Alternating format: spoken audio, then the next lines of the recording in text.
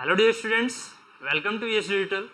In this video we will discuss about the question related to strength of material. This question which contains the concepts which will help you to achieve the success for which you are struggling very hard. These videos which contains the series of questions will make your journey of preparation a bit comfortable and more easy. इस particular video में हम बात करने वाले हैं basically question related to indeterminate approach, indeterminate structure, like जिसमें दो unknown होंगे और एक पर्टिकुलर हमारे पास इक्वेशन होती है और उसके बेसिस पर एक सीरीज कॉम्बिनेशन को किस तरह से सॉल्व किया जाता है. हम इस वीडियो में इस तरह के क्वेश्चंस को, इस तरह के कॉन्सेप्ट्स को डील करने वाले हैं. ओके, सो इस क्वेश्चन में जितने भी कॉन्सेप्ट्स हैं उन कॉन्सेप्ट से रिलेटेड आपको क्वेश्चंस मिलने वाले हैं ईएससी में, गेट में, साथ ही various PSUs like ISRO, BARC, NPCIL, Vizag, CIL etcetera. ठीक है, तो इन क्वेश्चंस को समझिए, इन क्वेश्चंस के कॉन्सेप्ट्स को समझिए और साथ ही अपनी सक्सेस को स्मार्टली अचीव कीजिए. ठीक है, तो चलते हैं फिर क्वेश्चन की तरफ.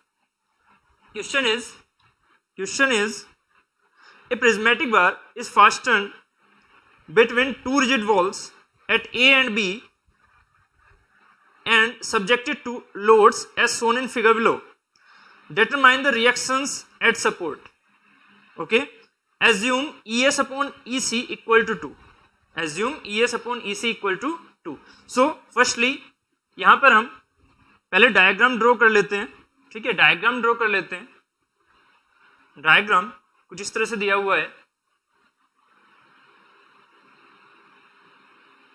प्रिज्मेटिक है, बिल्कुल एरिया सेम है. Okay, through out the length. यहां पर ये फिर से इधर भी फिक्स है. ओके, दोनों साइड से फिक्स है. अब क्या होता है कि यहां पर हम एक सेक्शन ये ले रहे हैं, पर्टिकुलर दूसरा सेक्शन हम यहां पर ये ले रहे हैं. ठीक है, तो एक मान लीजिए यहां पर ये कॉपर दिया हुआ है. ठीक है, ये स्टील दिया हुआ है और ये फिर से कॉपर दिया हुआ है.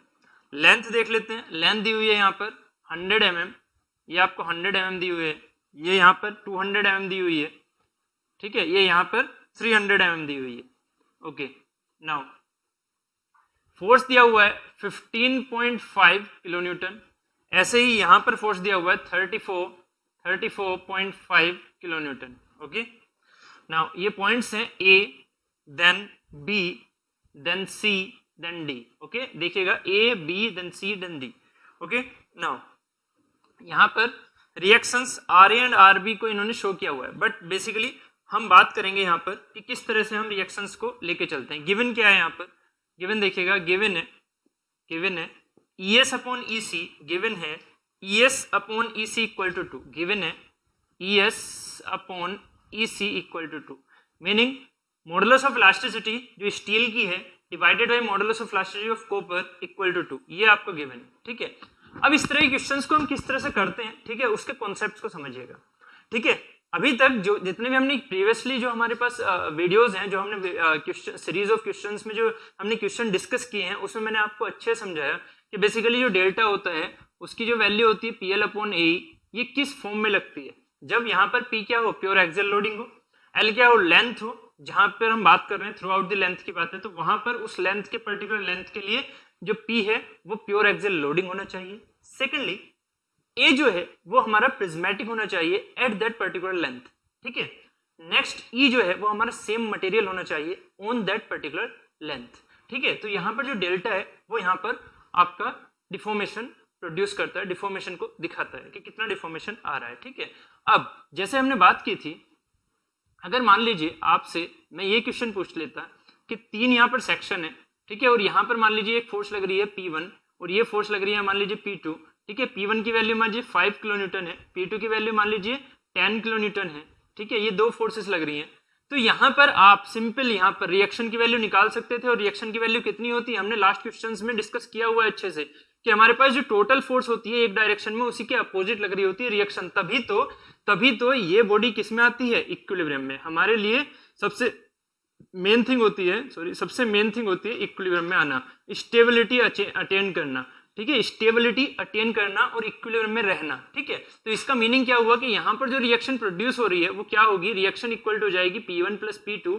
यहाँ से ऐसा क्यों आया, क्योंकि हम summation F X equal to 0 लेते हैं और यहाँ पर हमारे पास एक इक्वेशन है, दूसरी equation summation F Y equal to 0, तीसरी equation summation M equal to 0, वो ऑटोमेटिकली सेटिस्फाइड कर रहे हैं। समेशन एफ वाई यहाँ पर फोर्स ही नहीं है तो ऑटोमेटिकली सेटिस्फाई कर रहा है। समेशन एम यहाँ पर मोमेंट है ही नहीं क्योंकि सभी की लाइन एक ही लाइन ऑफ एक्शन से होकर गुजर रही है, ठीक है। तो यहाँ पर मोमेंट भी नहीं है, यहाँ पर समेशन एफ वाई का भी समेशन ऑटोमेटिकली 0 है, सिर्फ और सिर्फ समेशन एफ एक्स को हमें देखना है क्योंकि यहाँ पर हॉरिजॉन्टल फोर्सेस हैं। तो यहाँ पर क्या हो जाएगा P1, ठीक है, इस डायरेक्शन में, P2 इस डायरेक्शन में और R इस डायरेक्शन में, तो minus R equal to 0, so P1 plus P2 equal to R।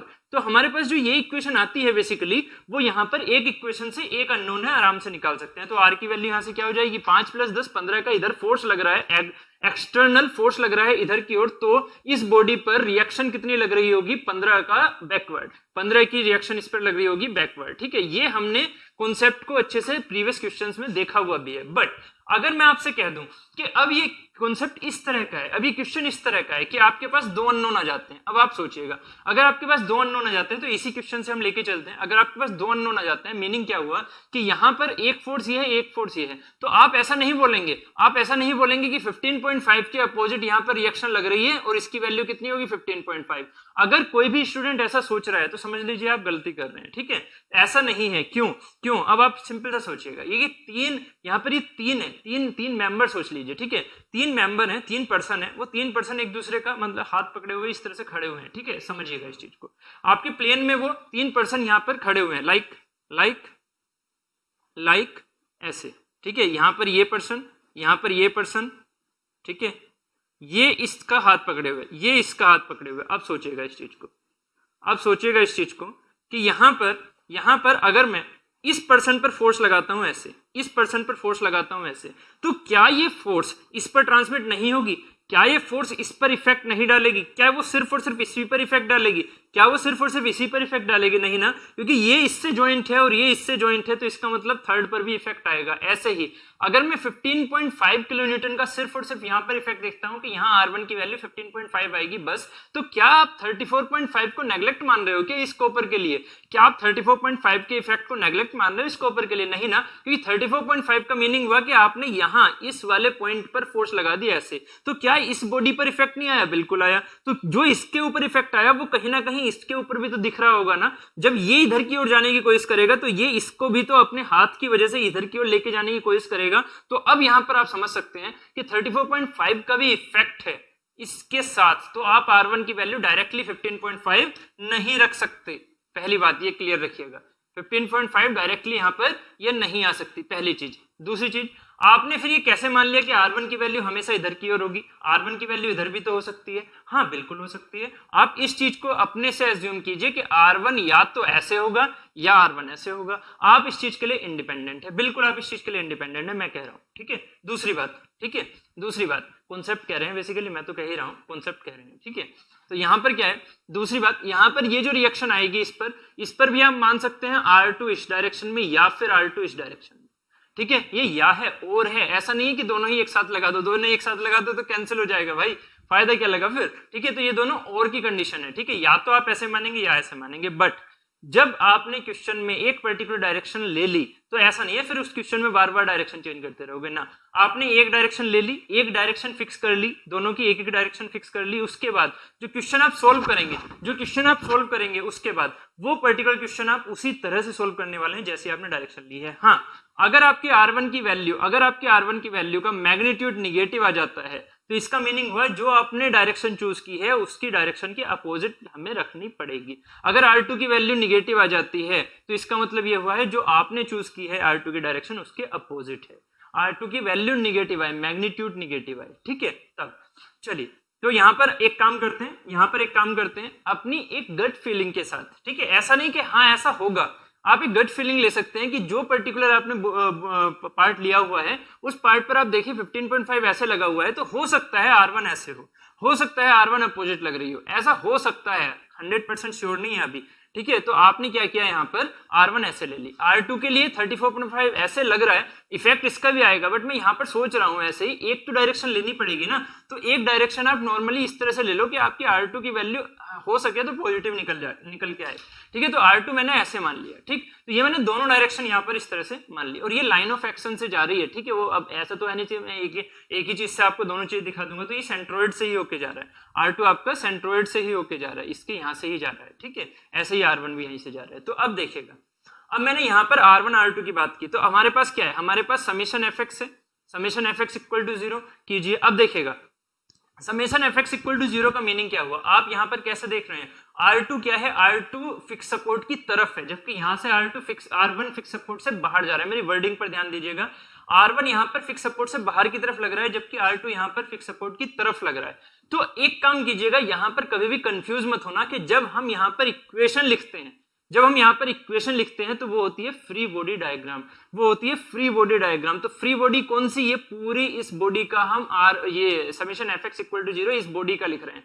तो इस बॉडी का अगर हम समेशन fx इक्वल टू 0 लिखेंगे तो हम पहले ही इस इक्वेशन को लिखने से पहले ही हम जो डायरेक्शन है उनको पहले ही चूज कर लेते हैं, क्या कि इधर वाली डायरेक्शन पॉजिटिव मानी और इधर वाली डायरेक्शन निगेटिव मानी। ये जो आपके अजम्पशन है, ये जो आपके अजम्पशन है वो सिर्फ और सिर्फ, ध्यान दीजिएगा, वो सिर्फ और सिर्फ इस इक्वेशन के लिए है, only for this equation, only for this equation. ऐसा नहीं है कि आपने अगर ये समझा कि निगेटिव ये डायरेक्शन है तो R2 की वैल्यू अगर मान लीजिए निगेटिव में आ जाती है तो ये निगेटिव है, इसका मतलब R2 ऐसे रहेगा, ना ना ना ना, यही चीज तो आपको समझनी है कि ये जो निगेटिव है ये इस इक्वेशन के लिए है, जबकि ये निगेटिव आना R2 का मतलब है कि जो आपने सोचा है उसका अपोजिट। जो अगर R2 आपकी निगेटिव आ जाती है, मैग्नीट्यूड निगेटिव आ जाता है R2 का मैग्नीट्यूड मान लीजिए -5 किलोमीटर निकल के आता है बाद में, तो आप -5 का मतलब यहां समझेंगे कि R2 क्या है, अपोजिट था, ठीक है। इसको इससे कंफ्यूज मत करना, इसको इससे कंफ्यूज मत करना यहाँ पर, ठीक है। इसको, इस निगेटिव को और इस निगेटिव को दोनों को एक सेम मीनिंग मत समझना, सेम मीनिंग नहीं है इस वाली।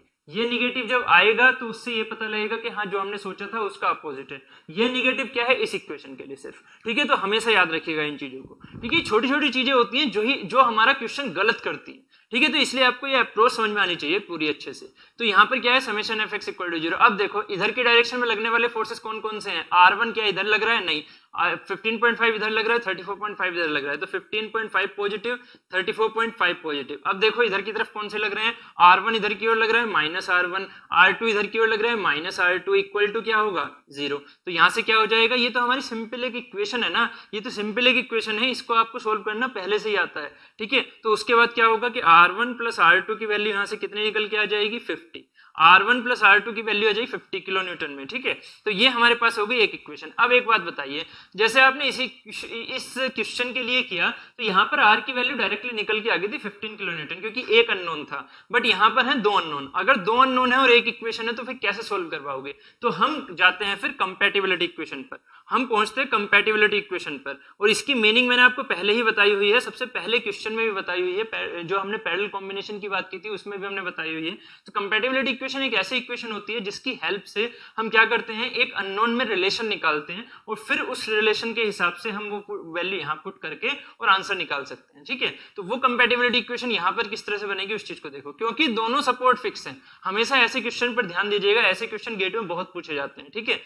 क्योंकि ये दोनों तरफ से फिक्स है, तो आपने यहाँ पर क्या लिखा, अगर मैं आपसे कहता हूं कि del B with respect to A, जो डिफॉर्मेशन है बी का विद रेस्पेक्ट टू ए, क्या कभी हो पाएगा, क्योंकि दोनों पॉइंट्स फिक्स हैं, दोनों पॉइंट्स फिक्स हैं, बी पॉइंट और ए पॉइंट दोनों फिक्स हैं। इसका मतलब जितना भी आप फोर्स लगा दो अंदर, कितना भी आप फोर्स लगा दो, चाहे बॉडी यहां से यहां तक क्यों ना पहुंच जाए, बट बी का जो बी वाला पॉइंट है और जो ए वाला पॉइंट है, वो दोनों का, चाहे इसमें एक्सटेंशन आ जाए चाहे इसमें कंप्रेशन आ जाए, बट अंदर ये भले से ही चेंज होते रहे, बट ये जो पॉइंट है और ये वाला जो पॉइंट है ये तो नहीं हटेगा ना, ठीक है। और इसका मतलब क्या हुआ, delta B with respect to A, जो यहां पर है इस बॉडी के अंदर जो पॉइंट है बी, ठीक है, इस बॉडी में जो पॉइंट है बी और इस बॉडी में जो पॉइंट है ए, तो बी और ए का जो डिफॉर्मेशन है बी का ए के रेस्पेक्ट में, वो क्या रहेगा, हमेशा 0, अगर ये दोनों फिक्स हैं तो। और यहां पर सोचो, अगर ये यहाँ पर एक बी पॉइंट है, ये वाला बी पॉइंट है और ये ए पॉइंट है, तो अब जरा सोचो del B with respect to A, क्या भी 0 लिख सकते हैं, नहीं ना।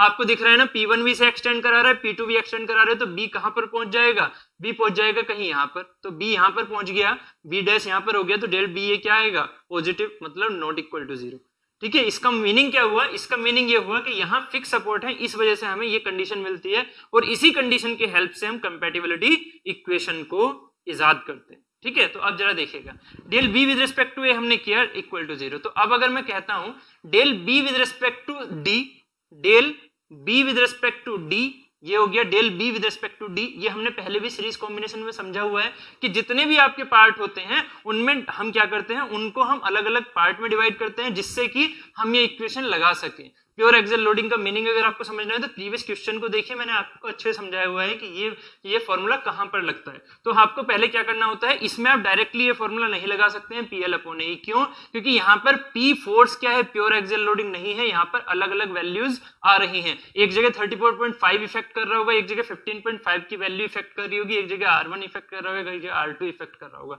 इसका मतलब क्या हो रहा है कि यहाँ पर एक pure axial loading fully length में नहीं है। हाँ, पर्टिकुलर सेक्शन के लिए प्योर एक्सियल लोडिंग है, जैसे 1 ये हुआ, 2 ये हुआ, 3 ये हुआ, तो इनके अलग अलग सेक्शन के लिए प्योर एक्सियल लोडिंग है, इसीलिए हम सेक्शन वाइज इसको डील करेंगे। दूसरी बात, यहाँ पर ए सेम है बट ई अलग है, एक कॉपर है एक स्टील है। ठीक है।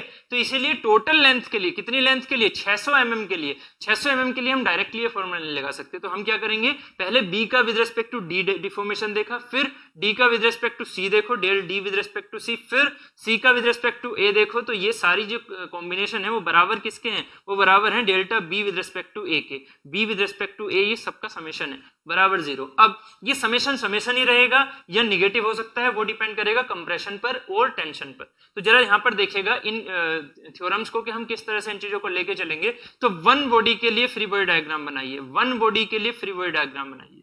ठीक है, वन के लिए फ्री बॉडी डायग्राम बनाइए। वन आपके पास ये है, कॉपर वाला है, तो वन के लिए फ्री बॉडी डायग्राम बनाएंगे तो क्या होगा, आप क्या करेंगे, यहाँ पर एक सेक्शन काटेंगे, अपनी इमेजिनरी एक सेक्शन काटते हैं। तो ये सेक्शन काटा, इसके लेफ्ट में कितना फोर्स लग रहा है R1, इसके लेफ्ट में कितना फोर्स लग रहा है R1। इसका मीनिंग क्या हुआ, अगर ये स्टेबल कंडीशन है, और मैंने आपको प्रीवियसली बताया हुआ भी है कि अगर ये स्टेबल कंडीशन है तो जितना इस पे लेफ्ट वर्ड फोर्स लग रहा है इस सेक्शन के अबाउट, ये मिड में ही होना जरूरी नहीं है, यहाँ पर भी हो सकता है, यहाँ पर भी हो सकता है। तो इस सेक्शन के अबाउट यहाँ पर हाथ रखिए, जितना फोर्स इस लेफ्ट में लग रहा है उतना ही फोर्स राइट में लगना चाहिए ना, राइट में लगना चाहिए ना। क्यों? क्योंकि ये वाली जो बॉडी है ये इक्विलिब्रियम में रहनी चाहिए हमेशा।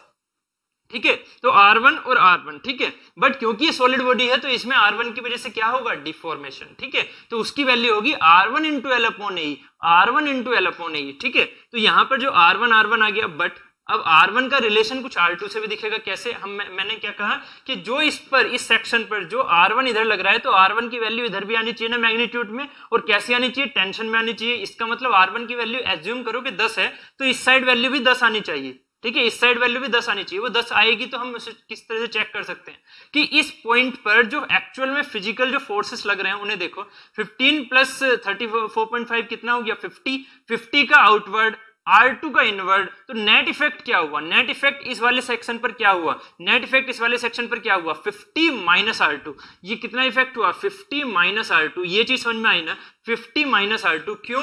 क्योंकि आपने 50 तो लगा रखा है इस सेक्शन पर, 50 तो लगा रखा है आउटवर्ड, बट R2 इनवर्ड भी तो लग रहा है, तो R2 कुछ ना कुछ निगेटिव भी तो करेगा ना 50 का। और वो जो निगेटिव करेगा, मान लीजिए 50 है और R2 की वैल्यू 40 है, तो 50 माइनस 40 कितना हुआ, 10। तो ये 10 का इफेक्ट आउटवर्ड आना चाहिए, जैसा हमने माना था R1 की वैल्यू 10। ठीक है। तो इस तरह से हमारे पास 50 माइनस R2 का ये रिलेशन आया। ये हुआ 1। तो 1 में क्या माना हमने, टेंशन। क्यों? क्योंकि आपने फिक्स किया हुआ है R1 ऐसे। अगर आप R1 ऐसे करते तो आपको यहां पर R1 ऐसे लिखना होता और R1 यहां ऐसे लिखना होता। ठीक है। तो आपको फिर R2 को ज्यादा मानना था 50 से। ठीक है। तो आपको इस तरह से लेके चलना पड़ता है। वर्डिंग पर ध्यान देना, मैं अभी आपको इसके बारे में बताऊंगा अभी। ठीक है। अब देखो, 2 को अभी ना करके पहले थर्ड सोचो। 2 को मैं फिर से बताऊंगा आपको, पहले थर्ड सोचो। ठीक है।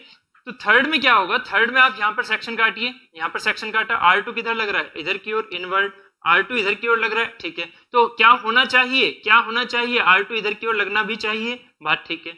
कितना लग रहा है उसको चेक करो, इस पर हाथ रखो, देखो 50 का इधर लग रहा है, 50 का इनवर्ड है, R1 का क्या है, आउटवर्ड है। तो मतलब हमारे पास नेट इफेक्ट क्या आना चाहिए, इनवर्ड। तो इनवर्ड आना चाहिए, तो 50 बड़ा होना चाहिए R1 से, 50 बड़ा होना चाहिए R1 से। तो हम क्या लिखेंगे यहाँ पर, R2 बराबर 50 माइनस R1। यहाँ पर हम क्या वैल्यू लिखेंगे, R2 बराबर 50 माइनस R1, क्योंकि 50 क्या है, बड़ा होना चाहिए R1 से, तभी तो नेट इफेक्ट इनवर्ड जाएगा।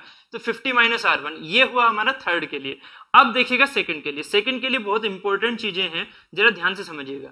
सेकंड में आपने यहाँ पर सेक्शन ये काटा, मान लीजिए, ठीक है, बीच में कहीं सेक्शन काटा आपने सी डी के लिए, तो सी डी पर जब आप ऐसे हाथ रखेंगे तो क्या हो रहा है, 34.5 ऐसे लग रहा है, R2 ऐसे लग रहा है, तो आप अब इंडिपेंडेंट है फिर से कि आप 34.5 को बड़ा मान सकते हैं R2 से, तो क्या इफेक्ट आ जाएगा टेंशन का। 34.5 को अगर R2 से बड़ा मानते हैं तो इफेक्ट आ जाएगा टेंशन का। तो चेक करते हैं, एक केस में लेके चल रहा हूं, ये मेरा केस 1 है, ये मेरा केस 1 है कि R2 मैंने 34.5 को मैंने बड़ा माना किससे, R2 से, तो ये मेरा कैसा इफेक्ट आया, टेंशन का। तो क्या ये चीज यहां पर 34.5 माइनस R2 नहीं आनी चाहिए, बिल्कुल आनी चाहिए। किसके बराबर वैल्यू है चेक करते हैं, यहां पर हाथ रखो, अब इधर की तरफ देखो, इफेक्ट कैसा आना चाहिए, नेट इफेक्ट टेंशन में आना चाहिए, मतलब आउटवर्ड आना चाहिए इस सेक्शन के, तो आउटवर्ड चेक करो, R1 आउटवर्ड है, 15.5 इनवर्ड है, इसका मतलब आप किसको बड़ा मानोगे, R1 को, कि R1 का इफेक्ट ज्यादा होना चाहिए, तभी तो हमारे पास ये नेट इफेक्ट इधर की ओर आएगा। तो क्या हो जाएगा यहाँ पर R1 माइनस 15.5, R1 माइनस 15.5, ये जो है ये रिलेशन यहाँ पर आया, ठीक है। ये तो हुआ केस 1। अगर मैं आपसे कहूं केस 2, अगर कोई स्टूडेंट ये चाहता है कि नहीं भाई मैं 34.5 की वैल्यू को ज्यादा नहीं मानता R2 से, तो R2 की वैल्यू में मानता हूं कि R2 की वैल्यू ज्यादा है, सेक्शन यहां पर काटा हुआ है, R2 की वैल्यू ज्यादा है 34.5 से, तो क्या इफेक्ट आया, नेट इफेक्ट, R2 का इफेक्ट ज्यादा बैठेगा तो कंप्रेशन का इफेक्ट दिखेगा, इसका मतलब यहां पर क्या होगा, R2 का इफेक्ट ज्यादा, मतलब R2 नेट इफेक्ट क्या होगा, R2 माइनस 34.5, R2 माइनस 34.5, तो यहां पर भी क्या होना चाहिए, R2 माइनस 34.5, किसके बराबर, मैं इसे यहां पर लिख रहा हूं, किसके बराबर चेक करो, कंप्रेशन का इफेक्ट आना चाहिए, इनवर्ड इफेक्ट आना चाहिए, तो इनवर्ड देखो 15.5 इनवर्ड है, R1 आउटवर्ड है, तो 15.5 बड़ा होना चाहिए इस सेंस में 15.5 बड़ा होना चाहिए, तो 15.5 माइनस R1, इसकी वैल्यू क्या होगी, 15.5 माइनस R1, ठीक है। तो अब आपके पास समझिएगा इस चीज को, अब आपके पास एक तो है टेंशन, एक कंप्रेशन, और दूसरा टेंशन भी ले सकते हैं आप, इंडिपेंडेंट है, कंप्रेशन भी ले सकते हैं आप, इंडिपेंडेंट है, बट वैल्यू जो है वो उसी के अकॉर्डिंग रखी जाएगी, समझिएगा, वैल्यू उसी के अकॉर्डिंग रखी जाएगी। जैसे कि यहां पर आपने केस 1 लिया, अगर केस 1 का मीनिंग क्या हुआ, केस 1 का मीनिंग हुआ आपने ये कॉम्बिनेशन लिए, कौन कौन से, ये और ये, केस 1 का मीनिंग हुआ ये, ठीक है। तो आपने अगर ये कॉम्बिनेशन लिए, तो अब यहां पर देखिएगा जो 1 है, 1 बॉडी है वो क्या है, AC है, 1 बॉडी क्या है, AC है, 2 बॉडी यहां पर है CD, 2 बॉडी है CD, यहां पर भी है CD, ठीक है, और उसके बाद यहां पर ये है DB, ये क्या है DB, ठीक है। तो आपसे अगर मैं कहता हूं डेल BD का मीन्स क्या हुआ, B with respect to D, del B with respect to D, B with respect to D की वैल्यू क्या हो जाएगी, ध्यान दीजिएगा, B with respect to D की वैल्यू क्या हो जाएगी, BD ये वाला है ना, BD ये वाला है, तो B with respect to D की वैल्यू क्या हो जाएगी, R2। अब एक बात समझिएगा, R2 के टर्म्स में लेके चलना है R1 के, हम लेके चलते हैं R1 के टर्म्स में। तो अगर मैं R1 के टर्म्स में देखता हूं, तो पहले एक काम करो, स्टार्टिंग से लेके चलो, R1 से आप समझ में जाएंगे।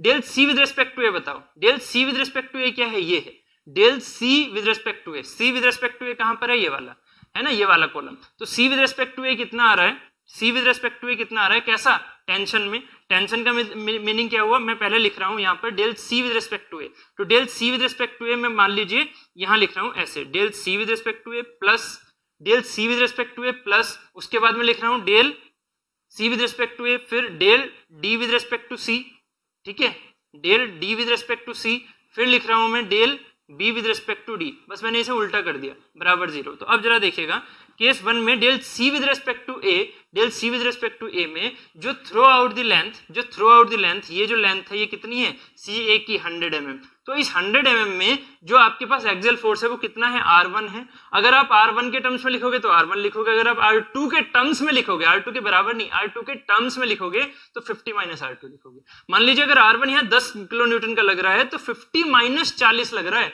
ना कि 40 लग रहा है, पता लगा R2 लिख दिया यहाँ पर ना, 50 माइनस 40 मतलब 10 के बराबर लग रहा है, ठीक है। तो आप अगर R2 के टर्म्स में लिखेंगे तो 50 माइनस R2, अगर R1 के टर्म्स में लिखोगे तो सीधा R1, ठीक है। तो del C with respect to क्या हो जाएगा, R1 इंटू लेंथ कितनी है 100 mm में रखो और न्यूटन में रखो, अपॉन में AE, एरिया कितना है, सेम है, कॉपर और स्टील का एरिया क्या है, सेम है, यहाँ पर दिख रहा है A copper equal to A steel, ठीक है। तो यहाँ पर AC into EC, E copper, ठीक है, ये क्या है, टेंशन है, तो टेंशन है तो प्लस में, उसके बाद DC देखो, D with respect to C देखो, केस 1 ले रहे हैं तो ये वाला लेंगे, ये क्या है, टेंशन है तो प्लस, टेंशन है तो प्लस 34 माइनस 0.5 माइनस R2। हमें क्या है, इक्वेशन लेनी है एक अननोन में, इक्वेशन लेनी है एक अननोन में। इन्हीं इक्वेशन की हेल्प से हम डायरेक्टली इस कंपैटिबिलिटी इक्वेशन को सॉल्व भी कर रहे हैं। और ये इक्वेशन बेसिकली सभी की इक्वेशन ये वाली बन रही है, R1 plus R2 equal to 5 ही बन रहा है, चाहे आप हर चीज में देख लीजिए सेम बन रहा है। ठीक है, तो यहाँ से अगर मैं यहाँ से वैल्यू लिखता हूँ del D with respect to C की, del D with respect to C की, तो R1 के टर्म्स में कितनी वैल्यू है, R1 के टर्म्स में है R1 minus 15.5, R1 minus 15.5 into DC की वैल्यू कितनी है 200 mm, ये कितना लेंथ है 200 mm। ठीक है, तो यहां पर क्या हो जाएगा 200 डिवाइडेड बाई यहां पर CD क्या है, स्टील है, तो A steel into E steel. अब देखिएगा ये तो टेंशन हो गया। अब थर्ड जो है ये वाला B से D हमने क्या माना हुआ है, कंप्रेशन है तो माइनस साइन, कंप्रेशन है तो माइनस साइन, माइनस R1 के टर्म्स में क्या है 50 माइनस R1, R1 के टर्म्स में क्या है 50 माइनस R1 इंटू लेंथ कितनी है BD की लेंथ है 300 mm। ठीक है, तो यहां पर हो गया 300 डिवाइडेड बाई AC कॉपर है और EC कॉपर हो गया इक्वल टू जीरो, ये अलग चीज है। ठीक है, हाँ इक्वल टू 0, ये मेरा हुआ केस 1। अगर मैं आपसे कहता हूं मुझे केस 2 चाहिए, तो केस 2 में क्या सेंस आएगा, ध्यान दीजिएगा। अगर मैं आपसे कहता हूं केस 2 चाहिए, ठीक है, मैं यहां पर लिख रहा हूं, अगर मैं आपसे कहता हूं केस 2 चाहिए मुझे, तो केस 2 को देखिएगा। केस 2 बेसिकली क्या है, del CA plus del DC plus del BD equal to 0। अब CA को फिर से आप देखो, CA की वैल्यू फिर से सेम रहेगी, R1 into 100 divided by AC into EC plus, अब देखिए डेल DC केस 2 में क्या है, कंप्रेसिव है तो माइनस, R1 के टर्म्स में वैल्यू बताइए 15.5 minus R1, 15.5 minus R1 into length कितनी है यहाँ पर 200 divided by AS into ES plus में डेल BD क्या है, डेल BD है कंप्रेसिव, तो कंप्रेसिव है तो माइनस R1 के टर्म्स में क्या है 50 माइनस R1 इंटू लेंथ कितनी है 300 divided by AC into EC equal to 0। तो यहां से एक बहुत ही इंटरेस्टिंग चीज आपको दिखेगी क्या, कि जब हमने बात की है केस 1 की, यहाँ पर केस 1 की, तो केस 1 में जब प्लस लिया था हमने, टेंशन लिया था, तो R1 माइनस 15.5 था। इसमें से एक काम करो, माइनस कॉमन ले लो, माइनस कॉमन लोगे तो क्या बनेगी 15.5 माइनस R1। देखिए केस 2 में क्या बन रहा है, माइनस कॉमन लेके 15.5 माइनस R1, जबकि फिजिकली हमने इसे कंप्रेसिव माना। इसका मतलब क्या है, केस 1 और केस 2 ऑटोमेटिकली सिमिलर हो जाते हैं, क्योंकि हम डायरेक्शन भी चेंज कर लेते हैं तो मैग्नीट्यूड भी चेंज हो जाता है। ठीक है, उसी हिसाब से हमारे पास ये कंपैटिबिलिटी इक्वेशन जो है वो सेम बन के आती है, चाहे वो केस 1 की बात करो चाहे केस 2 की बात करो। आप इंडिपेंडेंट है, इसलिए ज्यादा इनमें कंफ्यूज मत होना, ज्यादा इनकी चीजों में फंसना मत कि नहीं मैं तो दोनों ही केसेस को सोल्व करके फिर आंसर दूंगा। नहीं, एक केस लो, एक केस लेके और आंसर लेके आ जाओ, वो सफिशिएंट है। ठीक है, तो यहां पर हमने देखा केस 1 एंड केस 2, अब इन्हें हमें बस सोल्व करना है। ठीक है, अब इन्हें हमें सोल्व करना है, तो कोई सी भी इक्वेशन ले लो, दोनों ही इक्वेशन सिमिलर है। ठीक है, कोई सी भी इक्वेशन ले लो, दोनों ही इक्वेशन सिमिलर है। ठीक है, तो अब इसे सोल्व करते हैं, यहां तक हमने देख लिया, अब इसे सोल्व कर लेते हैं। R1 की वैल्यू क्या थी 50 minus R2, may be R1 की वैल्यू थी 50 माइनस R2। ठीक, चलिए, तो यहां पर R1 इंटू 100 मैं यहां पर लिख रहा हूं इसे, R1 into 100 divided by AC into EC minus, ये चलो प्लस में ले लेते हैं, केस 1 लेके चल रहे हैं, R1 minus 15.5 into 200 divided by AS into ES plus minus 50 minus R1 into 300 divided by AC into EC equal to 0। अब वैल्यू रखो, ES अपॉन EC क्या है 2, इसका मतलब ES क्या हो गया 2EC, AC से AS और AC कैंसिल हो जाएंगे क्योंकि सब बराबर है। EC यहाँ पर लिखिएगा R1 into 100 divided by EC plus R1 minus 15.5 into 200 divided by ES की वैल्यू क्या लिखी थी हमने अभी 2EC minus 50 minus R1 into 300 divided by EC equal to क्या है 0। तो यहाँ से क्या हुआ, यहाँ से EC कैंसिल। ठीक है, क्या बचेगा, 2 से 2 कैंसिल हो गया, 2 0 से 2 0 कैंसिल हो गए, क्या क्या बचा, R1 बचा, प्लस में यहाँ R1 बचा, माइनस में, सॉरी ये 2 अभी कैंसिल नहीं है, हाँ सॉरी 2 से 2 कैंसिल हो चुका था, R1 minus 15.5, R1 minus 15.5, minus में ये कितना हो जाएगा 150, ये हो जाएगा 150 और ये प्लस में 3R1, प्लस में 3R1 इक्वल टू 0, ठीक है, 3R1 इक्वल टू 0। तो यहाँ से क्या हो जाएगा R1, ये R1 प्लस 3R1 मतलब 5R1 और यहाँ पर ये कितना हो जाएगा माइनस में 165.5 equal to 0।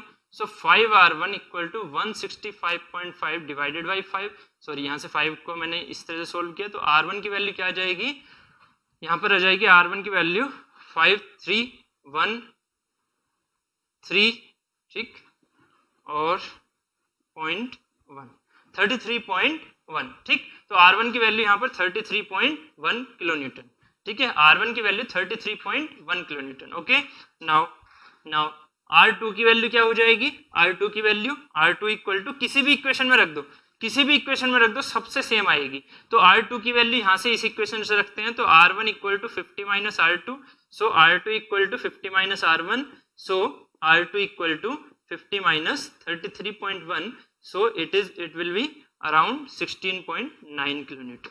so R2 equal to 16.9 kilo newton, okay, R2 equal to 16.9 kilo newton, R1 equal to 33.1 kilo newton. so अब हमने यहाँ पर ये कॉन्सेप्ट देखा कि अगर कोई भी क्वेश्चन में आपको यहाँ पर ये चीज दिखती है, इसको फिजिकली जरा सोचो कि अगर एक चीज टेंशन में जा रही है, दूसरी चीज अगर मान लीजिए टेंशन में जा रही है या फिर कंप्रेशन में जा रही है एक्चुअल में, तो आप उसकी इंडिविजुअल वैल्यू भी निकाल सकते हैं, आप उसकी इंडिविजुअल वैल्यू भी निकाल सकते हैं। देखो जो हमने R1 R2 माना वो दोनों ही प्लस आया, इसका मतलब जो हमने डायरेक्शन मानी थी R1 की और R2 की वो दोनों ही सेम है, मतलब ये डायरेक्शन ऐसी ही है, ये डायरेक्शन ऐसी ही है, पहली चीज, ठीक है। तो यहां से हम ये कह सकते हैं कि अगर ये डायरेक्शन ऐसी है तो ऑटोमेटिकली डीवी पर क्या है, कंप्रेशन है, यहां पर हम डायरेक्टली बोल सकते हैं, ठीक है। अब क्योंकि आपको यहां पर दिख रहा है कि इसमें कंप्रेशन होगा या इसमें टेंशन होगा, तो उसके लिए आपको बेसिकली यहां पर ये देखना है कि अगर मैं दूसरी वाले बॉडी में देख रहा हूं तो 34.5 माइनस R2 की वैल्यू 16.9 है, इसका मतलब पॉजिटिव है तो इसमें टेंशन होने वाला है।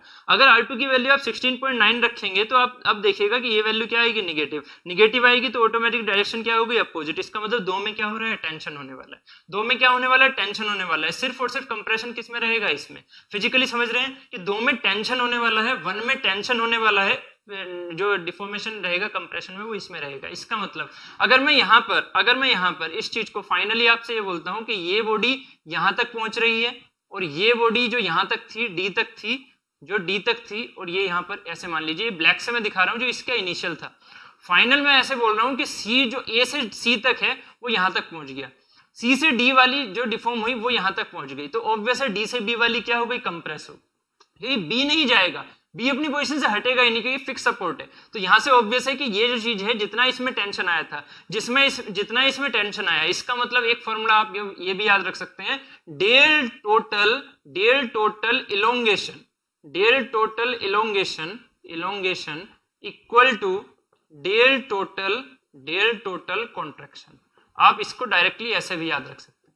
आपने जैसे ये क्वेश्चन किया, इसके सेंस में delta B A equal to 0 value रखी प्लस माइनस के साथ, आप इसे इस तरह से भी समझ सकते हैं कि जितना टोटल इलोंगेशन होगा बी और ए के बीच में, इसमें, ठीक है, जो अलग अलग पार्ट हैं, उतना ही आप में टोटल कॉन्ट्रैक्शन भी होगा किसी भी एक पर्टिकुलर पार्ट में, तभी तो हमारे पास बी और ए अपनी जगह से शिफ्ट नहीं होंगे, ठीक है, क्योंकि वो जितना भी आपके पास कॉन्ट्रैक्शन है वो इलोंगेशन उस चीज को क्या करेगा, कंपनसेट कर देगा, ठीक है। तो हमेशा ये चीजें बराबर होंगी, डेल्टा टोटल इलोंगेशन बराबर डेल्टा टोटल कंप्रेशन। मान लीजिए आपसे अगर मैं एक सिंपल सा अगर यहाँ पर फिगर ले लेता हूँ, एक सिंपल सा अगर कॉन्सेप्ट आपसे पूछता हूँ कि बेसिकली अगर मैं यहाँ पर ये बात करूँ, ध्यान दीजिएगा, यहाँ पर अगर मैं ये बात करूँ कि ये एक बॉडी है जिसमें सिर्फ और सिर्फ एक पार्ट है, ठीक है, और यहाँ पर आप पी फोर्स लगा रहे हैं, तो अगर ये ए बी सी है तो डेल्टा बी ए क्या होगा, पॉजिटिव जाएगा, मतलब इलोंगेशन होगी। मान लीजिए इलोंगेशन यहां तक हो रही है, तो ऑब्वियस है कि जितना डेल्टा बी ए आया है